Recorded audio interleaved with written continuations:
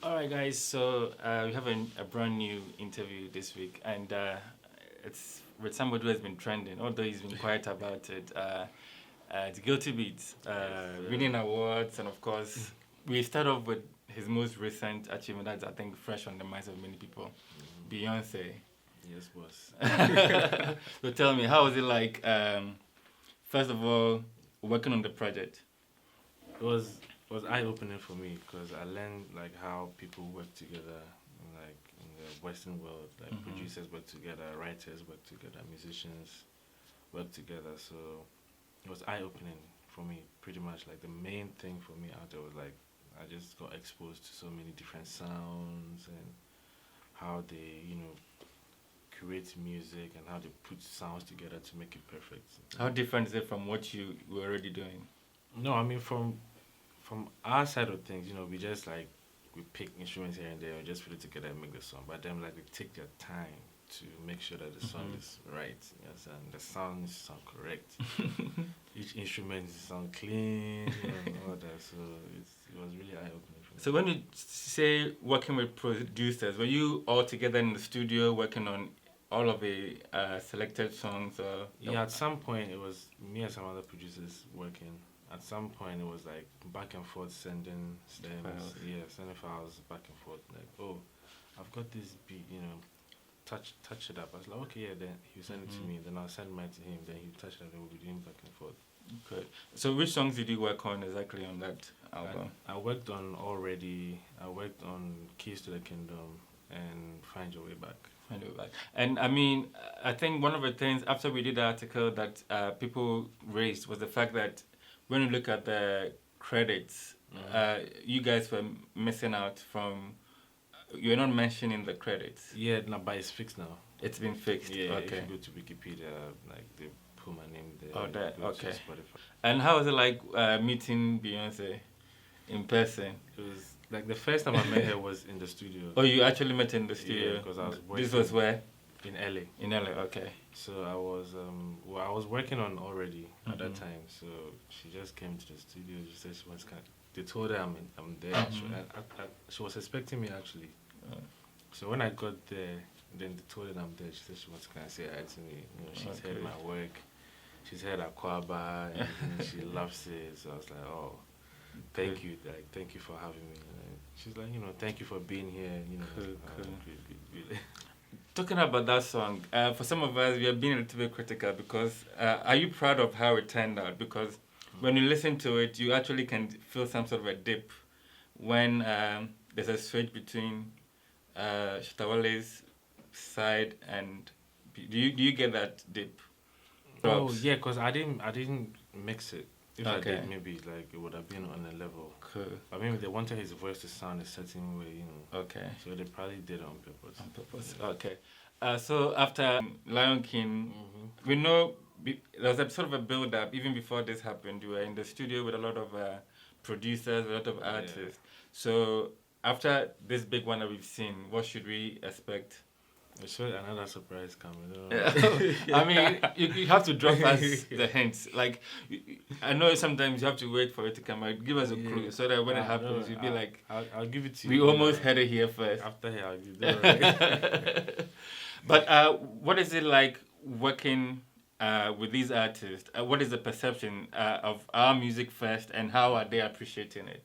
They really love it. Like when I was there, they listened to like a lot of like Afrobeats. And they listen to music from Ghana. They listen to music from Nigeria, mainly. But they really appreciate the sound. But I think what we want Afrobeats to be on the forefront, mainstream. So this Lion King project was like a very good step for the project to like for Afrobeats to get to that level that we want it to be. I mean, but there's been some sort of disappointment in terms of sales. Beyonce doing an album, we expected it to travel further. Are you guys a little bit disappointed, or do you think that America and the rest of the world is not still totally ready to embrace us?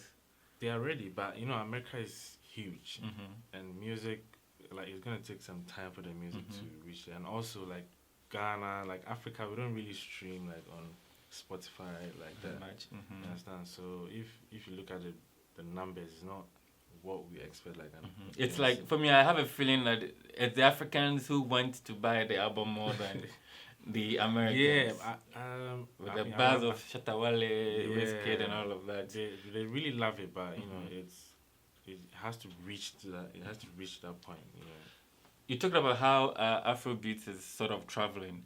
You are not particularly Afrobeat, are you? Because I think your music is more. There's a little elements of dance to the sound you're doing. How is the world, especially Europe, accepting, because they like that sound a lot more, and you are adding your African touch to it? One, why do you decide to do that? And two, how do you see it being accepted? Okay, growing up like with production, I really loved house music, so I think it's only right that I did. I've tried to do like different sounds, slower, like alternative music, but it was me mixing like maybe Ghana Azonto and house together. That's what helped me to be where I am now. So it's, you know, fusing those elements in it. That's what makes me like unique. Yeah, that's what makes me unique, and that's why I chose to do that. But also, when I look at Spotify, it tells me like which people are listening to my music. There's more music from people are listening from Netherlands, like people are listening from Paris.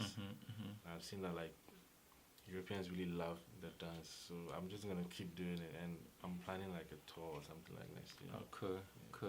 But you've already toured quite a bit on your own or with Mr. Easy. Mr. Easy, you've been doing. And what has been the experience like for you? It's been fun. That's number one. It's been fun. Two, like, you know, traveling like every day is like hectic. You know, it can't get hectic, although it's fun. Yeah, it's hectic and fun, but also eye opening, like serious experience. Yeah, because you know, in this life you need experience to move forward. So it's been like very insightful. Do you remember the song that sort of put you out there? Which one for you in your own eye? Which song did it for you? Akwaaba did it for me. Akwaaba. Honestly, yeah. I produced Jesse Jackson Wizkid back in 2013. I produced Stormboy, Submarine. I did like a bunch of songs, but you know, I still didn't have that recognition until I released my own song, with my own beats. Like, okay, this is my beat. I want to put this artist on my beat. Cool. So how did it come about? How did you? I think the odd person in there was Patapa, and probably that's also. You know what? He made the song. Yeah, that's what I'm saying. But initially, somebody would be like, "Why would you put Patapa? Why did you choose him?" It's a surprise element. You knew it would work. We knew that, you know, when we put Patapa, like people are going to be like, "Whoa!" And that's the thing. Once people get surprised, then you know the song is gone. Cool. So apart from Patapa, which other one are you most proud of? Perhaps you didn't even expect. For Patapa, it was quite strategic from what you're saying. You sort of knew how to pull the string and let people react. Which one sort of surprised you in terms of response? I released Gangin' and Bangin'. Gangin' and Bangin'. Yeah. That was also easy. Easy was on that one. That was funny because we did it a night before. I released it the next day. I wasn't actually expecting it to like do anything. People really like gravitated towards the sound, and I was like, wow. It was amazing for me. Great. I mean, you've hinted that there are some things coming up that I don't want to put out there, but who are some of the artists you would want to work with that you haven't yet worked with? Around the world, Alicia Keys. I really love to work with Alicia Keys. My manager is in talks with Kelani. There's Mahalia. Like, these are like the females that I really love to work with. Soon. Good. What do you think you're doing right, and what should people aim? Maybe it's a matter of PR. Maybe it's a matter of strategy. Maybe without giving too much, just let people know that it's possible if you go a certain way. Yeah, for everyone, I think you should strategize your release. You should. Like, right now, pretty much everything is pretty much digital. So when you release a song, you can do ads on YouTube, you can do ads on Facebook, you can do ads on Instagram. Yes, and those are the like little things. And also there's groundwork. You need to connect with people. I feel like people need to travel. If you have the means that you can travel, because traveling for me has really opened my eyes. Like you be exposed, and like your mind will like, you understand. So you will be able to know what to do and who to connect with. Like when you're out there in the New York, go to the Spotify office, go to Twitter office. Just How easy is it to go? you need to have someone there. Definitely. Obviously, it's recommendation. So you need to do your research. Okay, this is the guy that can link me to this guy that will take me to this office. Okay, and they are friendly people. Like everyone there's cool. Just go there physically. They want to see you. They'll put you on. But realistically, what are the avenues to make money that you make money from? So that in terms of rights, how much of it goes to the artist? How much of it is yours? Just a little education, so people don't. Between the artist and producer is 50-50. Okay. So the producer gets 50% royalties. The artist also gets 50%. But the producer is not taking money from the artist's live performances. So only from the recorded work. Yeah. So that's why for me, I've loved like DJing a lot. So I realized, okay, I can't only be taking 50%. Then I'll sit down. DJing is live, so people pay you to go and play music for them. It's almost like being the artist. It's like you're not singing, you're playing the music. So I added that to my... When did it start for you? Last year. But it's always been a dream for me to release my music and play for people. So But it's a concept that perhaps doesn't work very well here. That's it. So your target is to do it out there. And but East Africa, I'm planning to do something in East Africa because they really love like DJs the East and South. So I mean, in due time, I'll see. We can, Ghana will like get to that level where they'll appreciate like not just playing popular songs, like just art, like DJing as an art. I remember, I think recently I left a comment on one of your videos where you were DJing on Instagram. Yeah, it seems you really love it. I love it. How difficult is it to make the switch? Did you need to learn something extra? Yeah, I did. Shout out to Niger Boy. He taught me like how to mix. Cool. But I see from a producer perspective. So I mean, it's not just playing music. It's syncing like two songs together, so you don't really even feel the switch. There by the time you realize, it's a different song playing. So, and do you find that people enjoy it? I mean, sometimes I think people have pushed for artists to do more live performance, and I think sometimes something as basic as give them a different feel from what they are used to. What kind of energy do you get when you sort of surprise the crowd with these mixes? They scream, really, really. They love it. Like out there, they appreciate music differently. You don't need to play popular songs for people to enjoy themselves. Just give them music.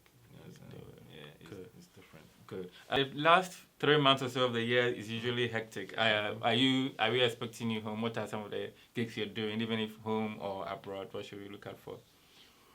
Okay, so I'm doing Milan Fashion Week in a couple of weeks.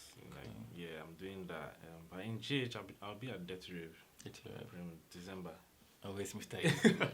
Share the love with other people. Why always Mr. Easy? He's my guy. Great. Yeah. All right, Charlie, all the best. I hope that when the exclusive is coming, we get it first year. Yes. The new big one. Yeah. So, yes, all the best. GuiltyBeatz. Yeah. Thanks for coming. Thank you, too.